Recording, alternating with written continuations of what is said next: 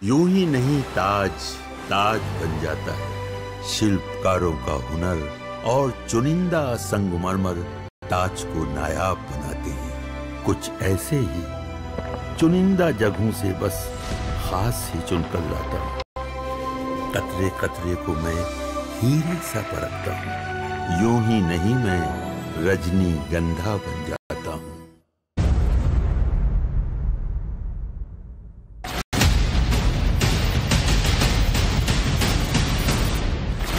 महाकाल महादेव, महाकाल महाप्रभु, महाकाल महारुद्र, मेरे सपनों बड़ी आकांक्षाओं को साकार करने का बीड़ा उठाया तो सबसे पहले देश की बेटी की विश्वास को नई ऊर्जा देने का प्रयास शुरू किया।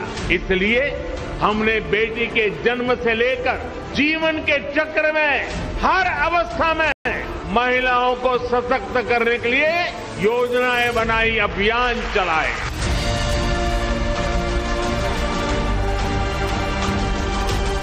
21वीं सदी की नारी शक्ति विकसित भारत का बहुत बड़ा आधार है। आज लखपति है, 2-4 साल बाद इसी दिन हम सब करोड़पति दीदी के इवेंट में बैठने वाले।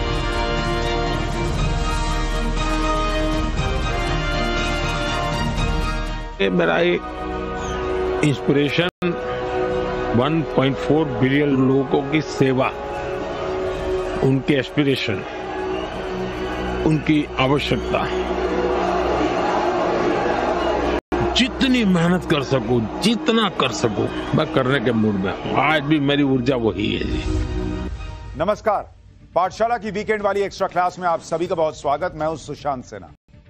22 सितंबर से नवरात्रि शुरू हो रही है और कमाल देखिए कि इससे पहले भारत के लिए कई मोर्चों पर शुभ संकेत मिलने शुरू भी हो गए। कूटनीतिक मोर्चा हो, आर्थिक मोर्चा हो, कई जगहों पर बात बनती दिख रही है। भारत ने यूएई के साथ $100 बिलियन के कारोबार का लक्ष्य रखा है। वहीं अमेरिका के साथ भी रुकी हुई बातचीत आगे बढ़ रही है। ट्रंप के बदले सुर के बारे में तो मैंने आपको कल बताया ही था कि कैसे उन्होंने एक बार फिर पीएम मोदी से अपनी दोस्ती को खास बता दिया। दुनिया के मीडिया में मोदी की नीति को लेकर क्या कमेंट्री चल रही है, यह आज आपको सुनाऊंगा। आज के चैप्टर में बात करूंगा कि जिस मोदी नीति की, जिस शक्ति के बारे में ग्लोबल लेवल पर बात होती है, वो दरअसल है क्या। के लोगों के लिए बहुत खास होने जा रहा है। शक्ति और समृद्धि यानी दुर्गा और लक्ष्मी दोनों को सिद्ध करने वाला माना जा रहा है। कैसे, इसे हम आगे बताएंगे, लेकिन पहले जरा सुनिए कि सोमवार और नवरात्रि का पहला दिन कैसे हर भारतीय के जीवन में मंगल और नव ऊर्जा लेकर आने जा रहा है। नवरात्रि के पहले दिन जीएसटी के नए रिफॉर्म देश भर में लागू होंगे। जीएसटी कम होने के बाद भारतीयों की बचत बढ़ेगी, चीजों के दाम सस्ते होंगे, पर्व पर ज्यादा पैसे भारतीय खर्च कर पाएंगे, लोगों की रोजमर्रा के इस्तेमाल की चीजें भी सस्ती होंगी। कल से शक्ति की उपासना का पर्व नवरात्रि का आरंभ हो रहा है। आप सभी को बहुत बहुत शुभकामनाएं। नवरात्रि के पहले दिन से देश आत्मनिर्भर भारत अभियान के लिए एक और महत्वपूर्ण और बड़ा कदम उठा रहा है। कल यानी नवरात्रि के प्रथम दिवस 22 सितंबर को सूर्योदय के साथ ही नेक्स्ट जनरेशन जीएसटी रिफॉर्म्स लागू हो जाएंगे। एक तरह से कल से देश में जीएसटी बचत उत्सव शुरू होने जा रहा है। इस जीएसटी बचत उत्सव में आपकी बचत बढ़ेगी और आप अपनी पसंद की चीजों को और ज्यादा आसानी से खरीद पाएंगे। नवरात्रि की शुरुआत के साथ ये वो बदलाव हैं जो ट्रंप के टैरिफ कार्ड का काउंटर भी माने जा रहे हैं। ये रिफॉर्म भारत की ग्रोथ स्टोरी को एक्सेलरेट करेंगे, कारोबार को और आसान बनाएंगे, निवेश को और आकर्षक बनाएंगे और हर राज्य को विकास की दौड़ में बराबरी करेंगे। नवरात्रि की शुरुआत के साथ जब देश शक्ति स्वरूपा मां जगदंबा की पूजा आराधना में डूबा होगा, जब नवरात्रि से सनातन पर्वों और त्योहारों की एक पूरी श्रृंखला देखने को मिलेगी, तब पीएम मोदी भी नवरात्रि के अपने 9 दिन कठिन तप और व्रत में गुजारेंगे। नवरात्रि सिर्फ पर्व नहीं है, बल्कि सनातन संस्कृति का वो संदेश है जो नारी शक्ति को लेकर भी है। भारत की नारी, उनकी शिक्षा दीक्षा, इस पर हमारा बल होना चाहिए। आर्थिक सामर्थ्य की वो धरोहर उसके पास हो, उस पर हमने बल देना चाहिए, उसकी सुरक्षा पर हमने ध्यान देना चाहिए। जो संकल्प महिला सशक्तिकरण को लेकर पीएम मोदी ने किया, वो कितना पूरा हुआ? भारत की विकास धारा से देश की आधी आबादी को जोड़ने का प्रण क्या परिणाम में बदला? क्या महिला शक्ति केंद्रित योजनाओं ने वाकई कोई बदलाव देश की आधी आबादी के पक्ष में किया?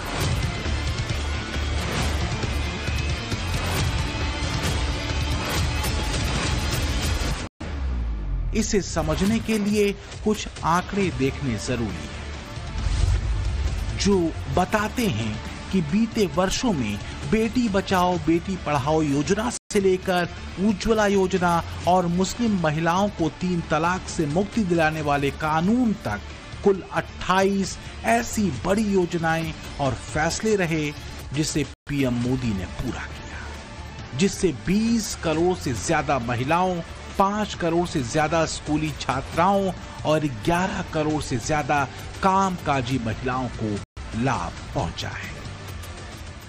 आज लखपति है, 2-4 साल बाद इसी दिन हम सब करोड़पति दीदी के इवेंट में बैठने वाले हैं। हमारा वार्षिक टर्नओवर 25 से 30 लाख तक का है।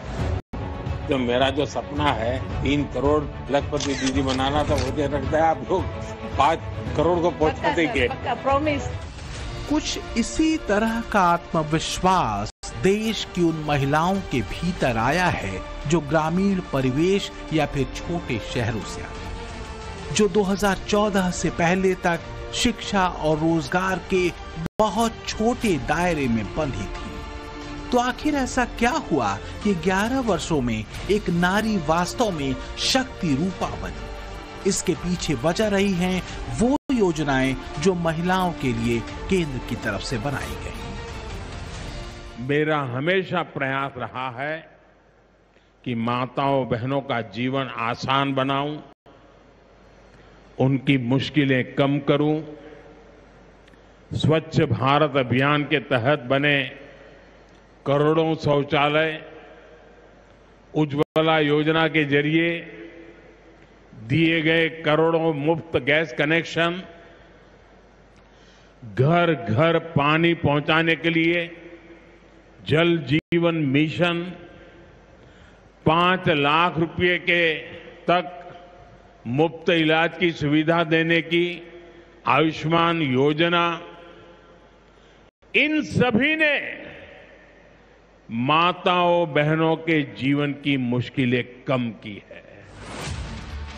धर्म वो है जो मुश्किलों से लड़ने का सामर्थ्य दे और शांति और समृद्धि के रास्ते तय करे, जो कट्टरपंथ के सकरे रास्ते से अलग एक शक्तिशाली राष्ट्र के लिए रास्ता चुने। पीएम मोदी ने बीते 11 वर्षों में सनातन की उसी धारा पर चलते अपने लक्ष्यों को कसा है।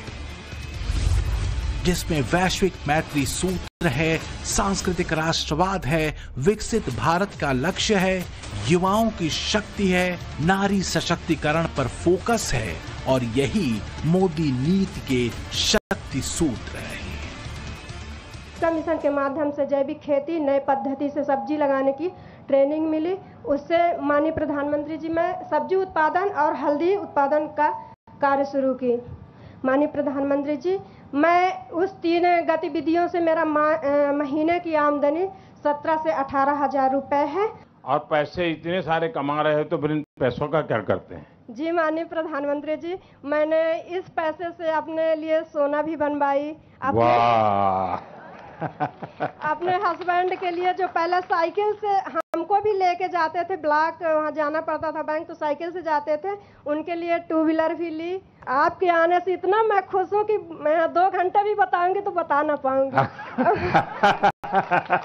ओम नमः पार्वती पतये शिव हर हर हर महादेव। तो क्या भरोसा मोदी पर इसलिए भी देश का बड़ा है क्योंकि मोदी धर्मनिष्ठ हैं? वो जो कहते हैं वो करते हैं, राष्ट्रहित में फैसले लेते हैं, अंतिम पंक्ति में खड़े व्यक्ति की चिंता करते हैं, उसके लिए काम करते हैं।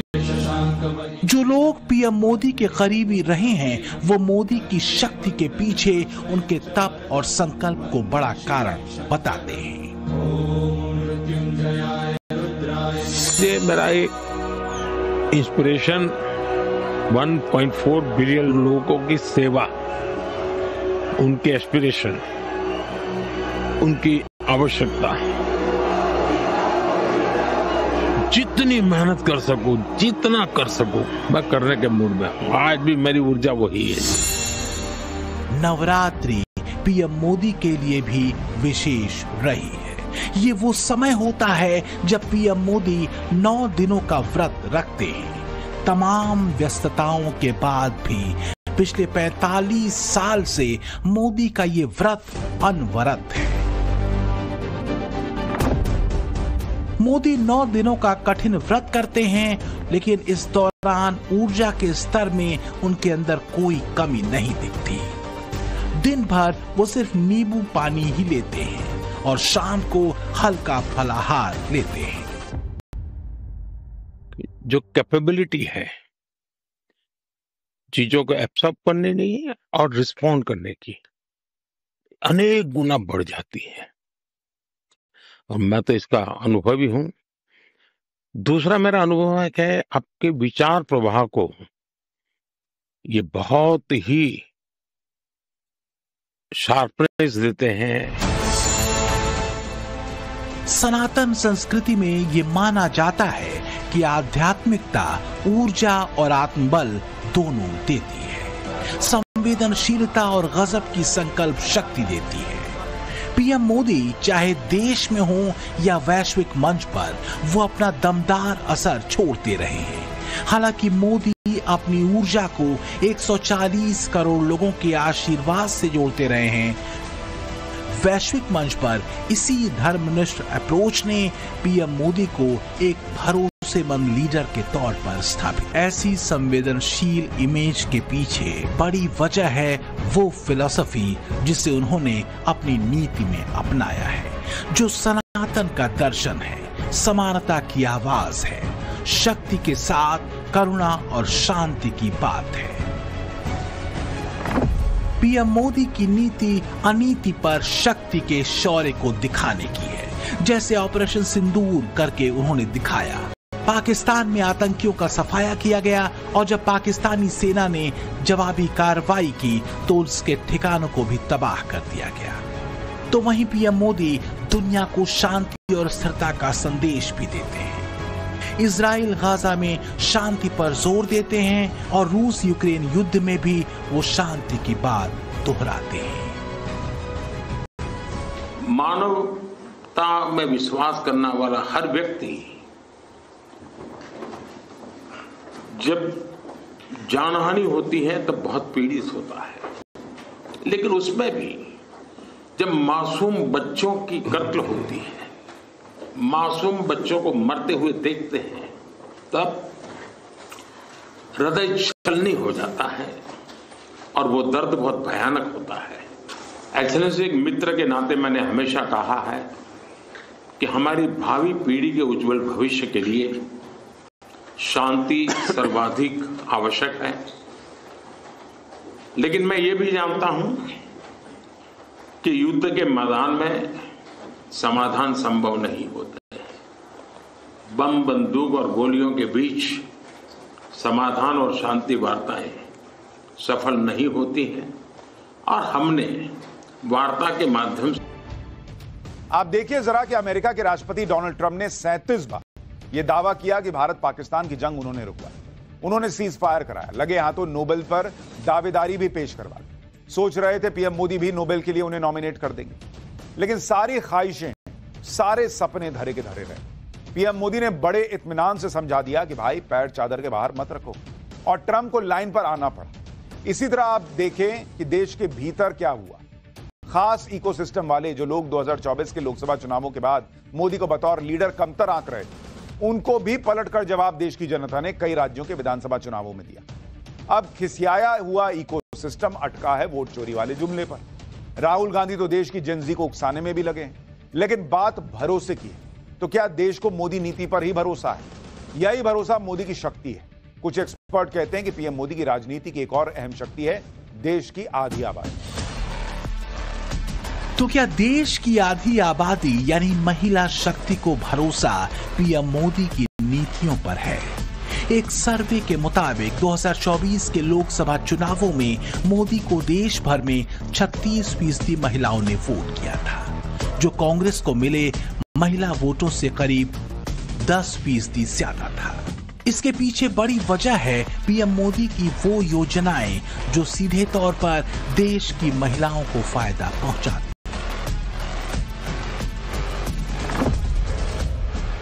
इसमें उज्ज्वला योजना के तहत देश की 9 करोड़ 60 लाख महिलाओं को मुफ्त गैस कनेक्शन का लाभ मिला है।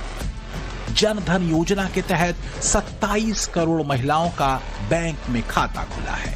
बैंक से बिना गारंटी के कर्ज वाली मुद्रा लोन स्कीम के लाभार्थियों में 70% महिलाएं हैं, तो वहीं स्टैंड अप इंडिया स्कीम के लाभार्थियों में आधे से ज्यादा महिलाएं हैं।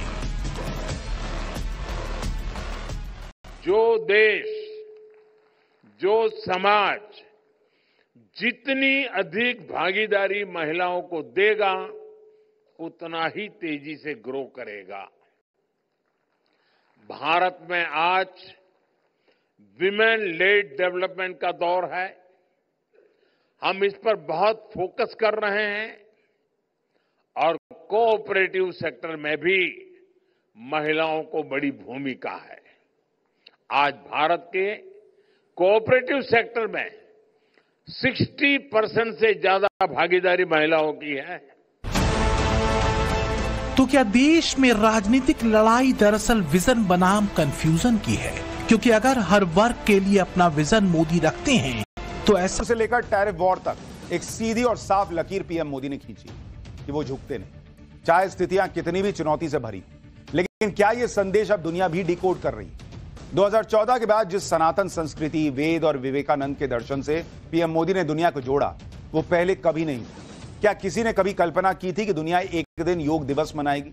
बीजेपी दावा करती है कि मोदी पर भरोसे की एक वजह यह भी है क्योंकि वोट बैंक की राजनीति ने एक बड़े वर्ग को सांस्कृतिक गौरव और परंपरा का कभी एहसास ही नहीं होने दिया। अगर किसी ने कोशिश की तो उसे पुरातनपंथी या हिंदुत्ववादी बताकर क्या क्या नहीं कहा गया। लेकिन 2014 के बाद से आए बदलाव को लोगों ने महसूस किया। पीएम मोदी ने धार्मिक अनुष्ठानों या व्रतों से कोई परहेज नहीं किया क्योंकि वोट बैंक वाला दबाव उन पर था ही नहीं। उनकी नीति थी सबका साथ सबका विकास वाली। धर्म को लेकर मोदी ने देश के भीतर धारणा बदली। जिस सनातन पहचान से वोट बैंक वाली राजनीति के कारिंदे दूर दूर रहकर परहेज किया करते थे, उसी सनातन की पुनर्स्थापना 2014 के बाद देश में पूरे गौरव के साथ हुई। बीजेपी ऐसा दावा करती है। वोट बैंक वाली राजनीति को जनता ने नेपथ्य में धकेल दिया। 2014 में जहां बीजेपी और एनडीए की सरकार 11 राज्यों में थी, जिसमें बीजेपी अपने दम पर 5 राज्यों में सत्ता में थी, तो अभी बीजेपी और एनडीए की सरकार 19 राज्यों में है। इसमें 11 राज्य में बीजेपी अकेले सत्ता में है। तो क्या यही भगवा लहर और भगवा शक्ति विपक्ष को बेचैन कर देती है? विपक्ष और आस्था को भरपूर जी रहे हैं, तो वहीं उसके ज्ञान को डिजिटलाइज करने के मिशन में भी जुटे हैं। पिछले हफ्ते ही पीएम मोदी ने ज्ञान भारतम पोर्टल का उद्घाटन किया, जिसका उद्देश्य प्राचीन भारतीय पांडुलिपियों का डिजिटलीकरण करना है, उनके संरक्षण में तेजी लाना और पारंपरिक ज्ञान के प्रसार को बढ़ाना है।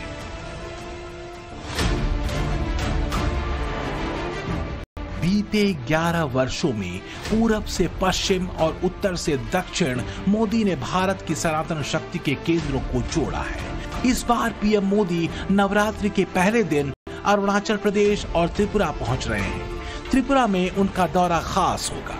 पीएम मोदी दक्षिणी त्रिपुरा के उदयपुर में त्रिपुर सुंदरी मंदिर जाएंगे। त्रिपुर सुंदरी मंदिर 524 साल पुराना शक्तिपीठ है। 1501 में इसका निर्माण हुआ था और 51 शक्तिपीठों में से ये एक माना जाता है। या देवी सर्वभूतेषु शक्ति रूपेण संस्थिता नमस्तस्यै नमस्तस्यै नमस्तस्यै नमो नमः।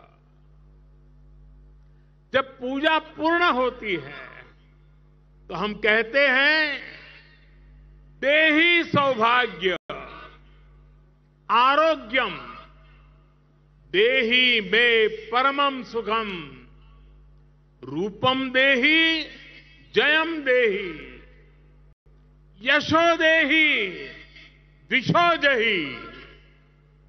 हमारी शक्ति पूजा सिर्फ हमारे लिए नहीं, पर पूरी सृष्टि के सौभाग्य, आरोग्य, सुख, विजय और यश के लिए की जाती है। भारत का दर्शन और विचार इन्हीं मूलभूत सिद्धांतों को जीता। हम गीता का ज्ञान भी जानते हैं और आईएनएस विक्रांत और तेजस का निर्माण भी जानते हैं। पीएम मोदी की नीति ने दुनिया को अचंभित किया।